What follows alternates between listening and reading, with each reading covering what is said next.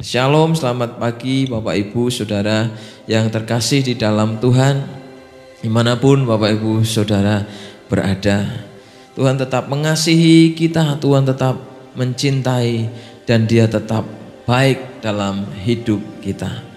Nah, kekasih Tuhan, kembali sebelum kita berdoa, kita akan melandasi satu firman Tuhan, bagaimana juga tentang keadaan yang dinamakan krisis, keadaan sulit, masa-masa sulit, bahkan di awal Alkitab atau masa awal manusia, keberadaan manusia pun ternyata sudah ada begitu banyak krisis. Bapak Ibu, saya ajak untuk melihat ke dalam Ibrani pasal 11 ayat yang ke-6. Ada satu pahlawan iman yang dituliskan oleh penulis Ibrani, dan salah satunya namanya ditulis bernama Habel. Ibrani 11 ayat yang keempat. Sabda Tuhan berkata, karena iman Habel telah mempersembahkan kepada Allah korban yang lebih baik daripada korban Kain.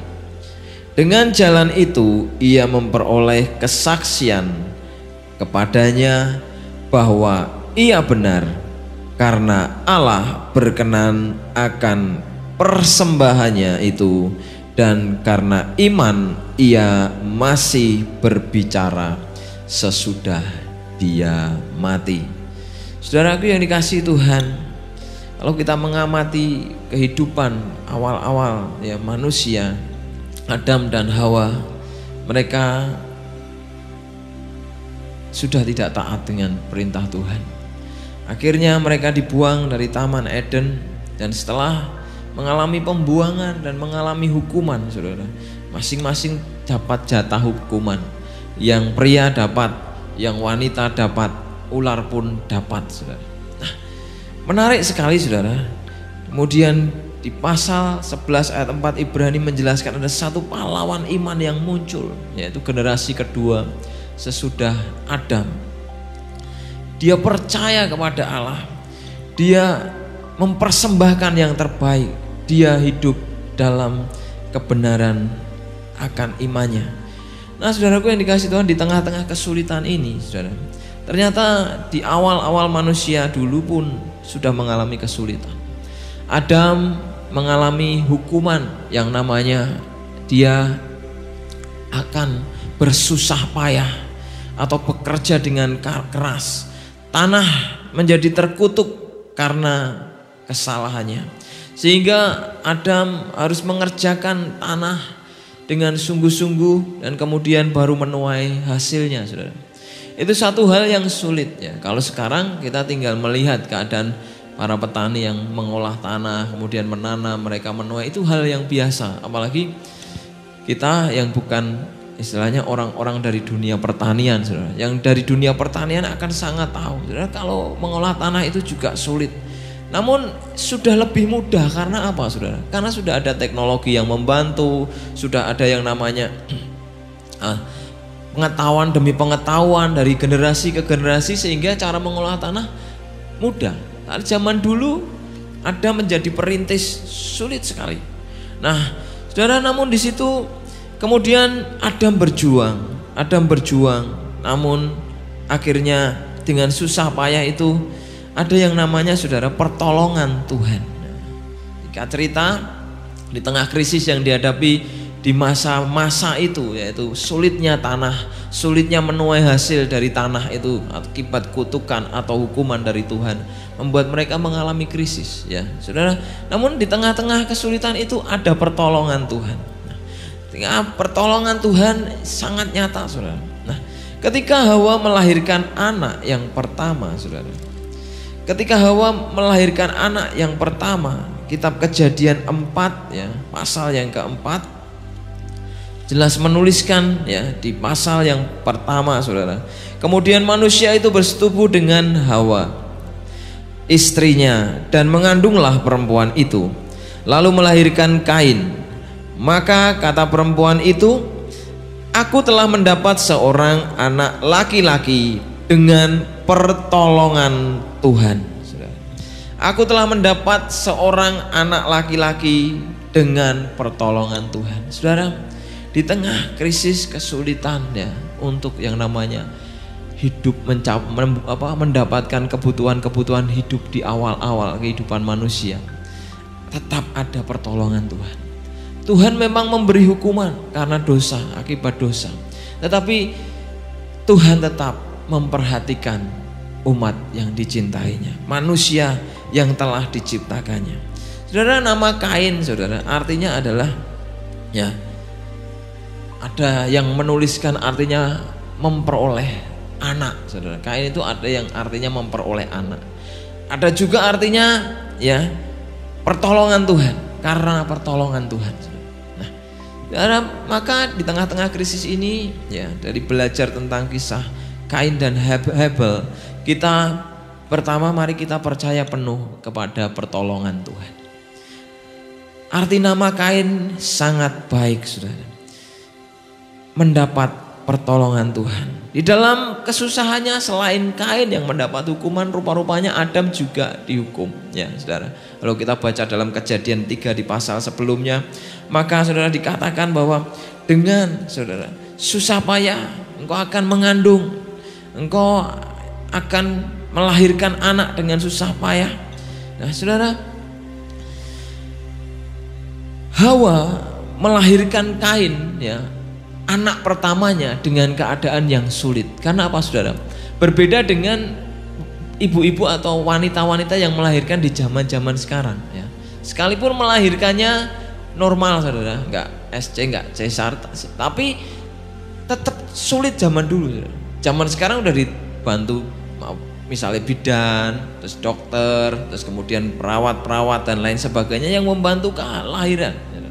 Saya pernah menyaksikan sendiri bagaimana istri saya berjuang saat tunggoni, saudara. Saya pengen melihat orang kayak Hawa rasanya kayak opo. Nah, saya pengen, wah, memang rekoso tenang. Sampai saya menangis dari lama sekali, berjam-jam karena nggak keluar-keluar Theo itu.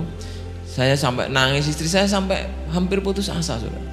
Aku ra kuat, Pak. Aku ra kuat. Mah, kamu nggak kuat, tapi ada Tuhan yang memberi kamu kekuatan. Saya menguatkan dia terus, berkali-kali dibilang hampir gak kuat. Tapi puji Tuhan, akhirnya Tuhan menolong. Saya bukan apa, saudara, ya sambil lucu-lucu karena apa, saudara. Waktu itu istri saya ditolong oleh teman-temannya karena dia seorang perawat. Pas, puji Tuhan, dia melayani bagian anak, saudara. Jadi teman-temannya bidan pada datang, saking suwine ra lahir-lahir dikeroyok bidan, saudara. Akhirnya dibantu sampai didorong-dorong perutnya kayak dorong gerobak tuh. Wah, sampai saya mikir, saya ngekek sambil nangis. Kenapa ya? Karena mesake lucu, tapi gimana? Istri saya berjuang dengan maut, tapi mereka memang pengalaman ini memang kadang lucu, saudara. Tapi kemudian puji Tuhan lahir, saudara. Wah, singkat cerita lahir dan saya sukacita, istri saya sukacita luar biasa. Tapi bukti bedakan, saudara, dengan yang namanya Hawa. Hawa ndak ada yang nolongi. Saya tahu Adam pasti juga nggak mudeng. Ini gimana? Dia sudah terima kutukan, terimalah kutukan Tuhan. Paling cuma begitu kan. Jalani ya, aku pun ya rekoso nggarap lemah. Jadi saya membayangkan betapa sulitnya Hawa menjadi pionir, pengalaman pertama ketika melahirkan anak. Dia tidak bisa berjuang sendiri. Dia memang sudah berdosa, melanggar perintah Tuhan. Tapi itu menyadarkan dia bahwa dia harus bergantung sama Tuhan. Karena apa, saudara? Melahirkan toh nyawa, bisa saja ia meninggal dalam proses melahirkan itu. Tapi akhirnya setelah dia melahirkan, dia berkata, aku telah melahirkan seorang anak laki-laki karena pertolongan Tuhan. Luar biasa, saudara. Karena pertolongan Tuhan. Awalnya Hawa yang biasanya nggoda Adam, saudara, untuk berbuat dosa, ya. Ibu-ibu jangan lakukan, ya. Dorong suaminya untuk melakukan kehendak Tuhan dengan sempurna. Nah, saudara, tapi Hawa hari itu, saudara, benar-benar bersandar kepada Tuhan. Nah, ketika lahir Kain, dan Kain memang diberi nama anak atau seorang anak, mendapatkan anak karena pertolongan Tuhan. Tapi rupa-rupanya, saudara, Kain setelah besar tidak belajar hidup mengandalkan pertolongan Tuhan. Tapi sebaliknya yang mengandalkan hidup pertolongan Tuhan adalah adiknya Habel. Saudara, mari kita lihat sama-sama di dalam Ibrani pasal yang ke-12.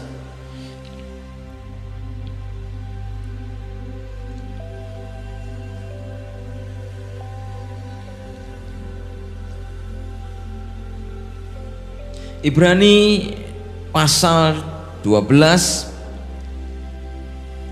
ayat yang ke-24 atau dari 23 22 dari kata tetapi kamu sudah datang ke Bukit Sion, ke kota Allah yang hidup, Yerusalem surgawi, dan kepada beribu-ribu malaikat, suatu kumpulan yang meriah, dan kepada jemaat anak-anak sulung yang namanya terdaftar di sorga, dan kepada Allah yang menghakimi semua orang, dan kepada roh-roh orang benar yang telah menjadi sempurna, dan kepada Yesus pengantara perjanjian baru, dan kepada darah pemercikan yang berbicara lebih kuat daripada darah Habel.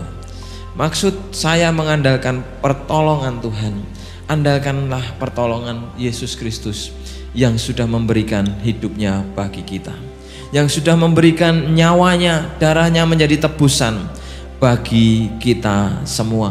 Nah, saudaraku yang dikasih Tuhan, di dalam terjemahan yang namanya Sederhana Indonesia ayat 24 ditulis, dan Tuhan Yesus yang adalah perantara perjanjian yang baru dari Allah menerima kita secara rohani, kita dipercik dengan darah Yesus yang membersihkan hati nurani kita dari dosa.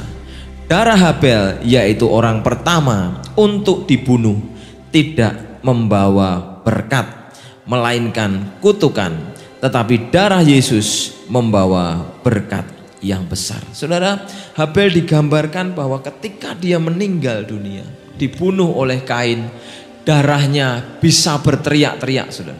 Darahnya bisa berteriak-teriak ke hadirat Tuhan, sehingga Tuhan mendengar teriakan itu, dan kemudian Tuhan menegur Kain. Kekasih Tuhan, darah Habel adalah darah kematian yang diakibatkan sebuah hukuman, ya, saudara. Kain yang panas hatinya, ya, kemudian dia mengambil tindakan, saudara, yang namanya kemudian mengajak adiknya pergi ke padang dan kemudian membunuh adiknya di sana. Tetapi Tuhan tahu, saudara, darah Habel dikatakan berteriak-teriak, saudara, dan darah itu menuntut balas, saudara. Pengorbanan manusia, saudara, terkadang atau seringkali adalah pengorbanan yang nuntut balas. Artinya apa? Pingin, ya saudara, ada motifnya, ada motivasi-motivasi yang tidak benar di dalamnya. Tetapi pengorbanan Kristus mengubah kutuk menjadi berkat, mengubah kegagalan menjadi kemenangan, mengubah kematian menjadi kehidupan yang kekal. Inilah yang dikatakan kita harus bersandar pada pertolongan Tuhan. Orang yang bersandar pada pertolongan Tuhan akan mengalami perkara-perkara yang dahsyat. Saudara, tadi saya katakan Tuhan sudah menolong Hawa, ya, Tuhan menolong Kain, Tuhan juga menolong Adam, Tuhan menolong Habel, Tuhan menolong. Tetapi saudara, pertolongan Tuhan itu berhubungan dengan keyakinan dan kepercayaan kita. Orang yang percaya dan yakin ditolong oleh Tuhan, dia akan tahu bahwa Tuhan itu memegang kendali atas seluruh hidupnya. Jangan seperti Kain, saudara. Kain merasa iri, merasa panas, dan akhirnya Tuhan tidak memihak kepadanya. Dia berpikir Tuhan tidak memihak kepadanya, sehingga dia mengakhiri hidup adiknya. Saudaraku yang dikasih Tuhan, mari kita belajar untuk punya prinsip mengandalkan Tuhan, pertolongan Tuhan, hidup di dalam kerendah hatian, percaya Tuhan, karena satu-satunya yang sanggup menolong kehidupan kita. Yang kedua yang dapat kita pelajari adalah, mari di tengah-tengah keadaan sulit ini, saudara, kita mempersembahkan dengan persembahan yang terbaik. Habel adalah contoh pahlawan iman yang terkenal dengan korban yang terbaik, yang pertama yang diberikannya kepada Tuhan. Kejadian 4 berkata pasal yang keempat, Habel juga mempersembahkan korban persembahan dari anak sulung kambing dombanya, yakni lemak-lemaknya. Maka Tuhan mengindahkan Habel dan korban persembahannya itu. Tetapi Kain dan korban persembahannya tidak diindahkannya. Lalu hati Kain menjadi sangat panas dan mukanya muram. Saudara, korban Habel jauh lebih berkenan daripada korban Kain. Memang karena korbannya adalah korban dari anak domba pilihan dengan lemak-lemak yang terbaik secara fisik, saudara. Tapi lebih dari itu, saudara, yang Tuhan mau adalah korban atau persembahan yang terbaik adalah yang lahir dari hati dan hidup dari kehidupan rohani kita, dari ketulusan kita, dari kemurnian kita mengiring Tuhan. Kata Habel artinya adalah hembusan nafas atau breathing, saudara. Breathe, yang artinya hembusan nafas. Jadi orang yang mempersembahkan yang terbaik karena dia sadar nafas yang dia berikan, yang diberikan, yang ada dalam hidupnya sampai dengan hari ini adalah pemberian Tuhan. Nah, saudaraku yang dikasihi Tuhan, mari belajar untuk mempersembahkan yang terbaik. Habel selain dia memberi korban yang terbaik, tapi Alkitab mencatat dia adalah martir pertama karena membela kebenaran. Memang belum ada Injil, saudara, tapi Injil yang sederhana pada waktu itu adalah namanya Protovangelium atau penginjil di masa sebelum Kristus datang menjadi manusia. Jadi Habel adalah martir pertama yang membela kebenaran, saudara. Dia dengan tulus, dia tidak punya niat yang jahat, berpikir yang tidak baik terhadap kakaknya yang sebenarnya sudah panas hati. Orang kalau panas hati kan sudah kelihatan, saudara, mukanya. Tetapi Habel tidak masalah karena dia belajar untuk tulus menyikapi segala keadaan. Dia belajar untuk menjadi anak domba itu yang menjadi korban. Saudaraku yang dikasihi Tuhan, memberikan persembahan yang terbaik, saudara, tidaklah mudah. Tapi puji Tuhan, ya, lewat pengajaran-pengajaran firman Tuhan kita didorong untuk terus memberikan korban. Ya, ada korban yang namanya persembahan di gereja, ada korban perpuluhan, ada korban ucapan syukur, ada korban ini, ada persembahan ini dan itu, ada persembahan persepuluhan dan lain sebagainya. Karena untuk mengingatkan kita bahwa semua dari hidup kita adalah milik Tuhan. Nah, kalau ada orang yang sampai bercerita pada akhirnya di usia yang sepuh, beliau bisa memberikan bahkan sampai bisa 90%, saudara. Itu artinya orang-orang tersebut adalah orang yang mengerti bahwa dia harus lebih baik memberikan korban persembahan bagi kemuliaan nama Tuhan. Nah, bahkan Habel memberikan korban dari hidupnya sebagai martir. Saudaraku yang dikasihi Tuhan, Adam dan Hawa menikah, punya anak Kain, dan kemudian lahirlah Habel.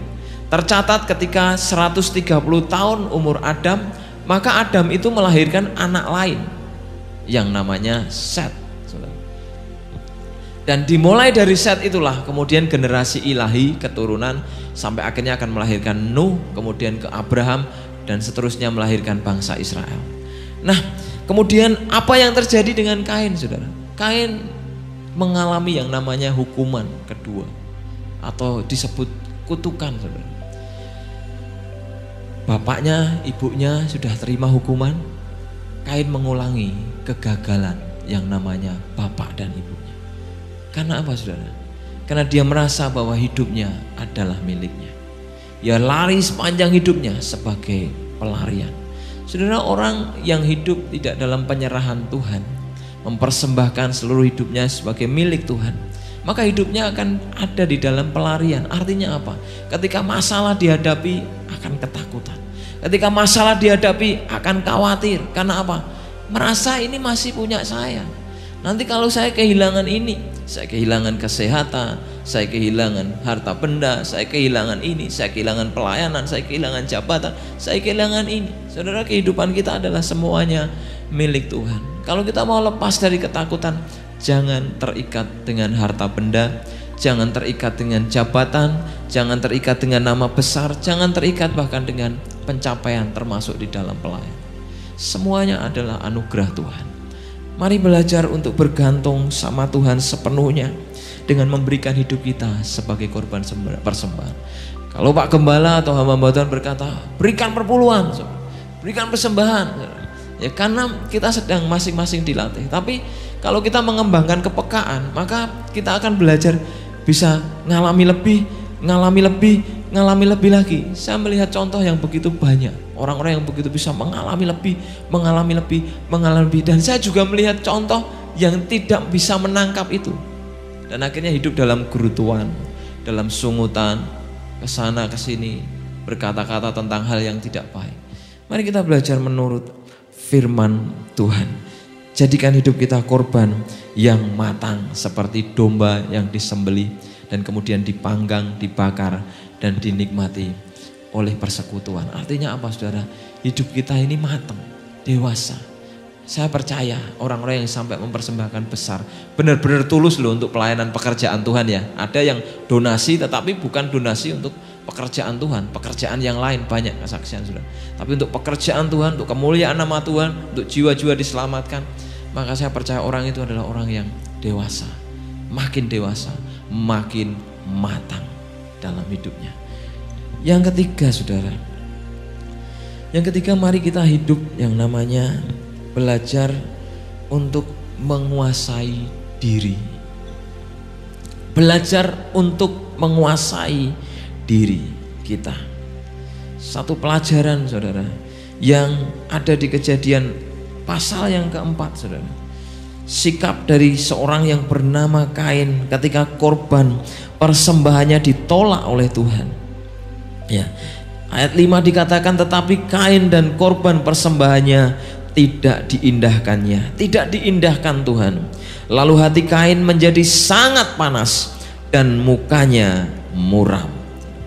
Ukuran sebuah persembahan, ukuran sebuah pemberian, ukuran sebuah gift atau pemberian kita kepada Tuhan dan sesama, Tuhan yang menilai. Saudara, kalau motivasi tidak baik, maka saudara, kita bisa cepat muram, cepat yang namanya sakit hati, cepat yang namanya kecewa, cepat yang namanya mungkin membanding-bandingkan keadaan.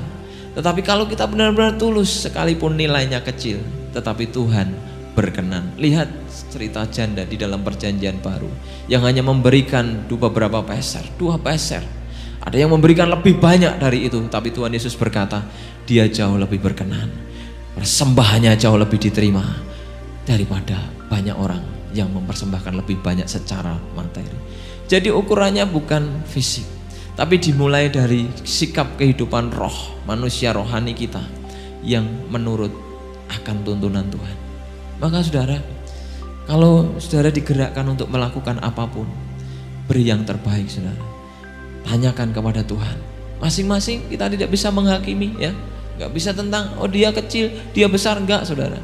Oh dia malah gak beri, enggak, saudara. Karena apa? Yang tahu Tuhan. Yang penting kita mengembangkan kepekaan tuntunan ilahi, ya. Ketika itu kita kerjakan dalam hidup kita, kita akan bisa mengalami yang namanya hidup dalam salah satu penguasaan diri. 1 Petrus 4 ayat 7 dikatakan, kesudahan segala sesuatu sudah dekat. Karena itu kuasailah dirimu dan jadilah tenang, supaya kamu dapat berdoa. Orang yang menguasai diri, ya, dalam segala hal, ya, orang itu adalah orang yang tenang.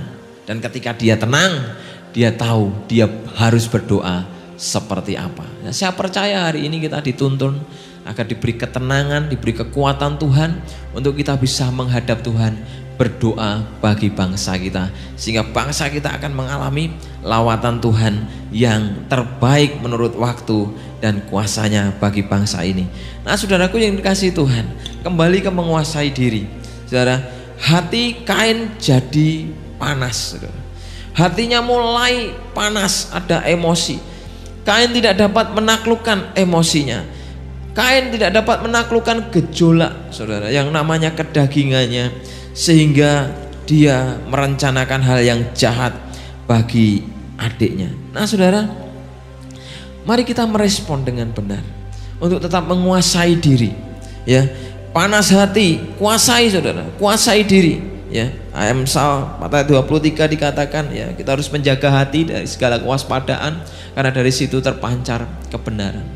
Kalau hati kita, saudara, menangkap hal-hal yang membuat pahit, maka kita akan mengeluarkan hal yang pahit, karena sumber mata air kita pun berubah menjadi pahit.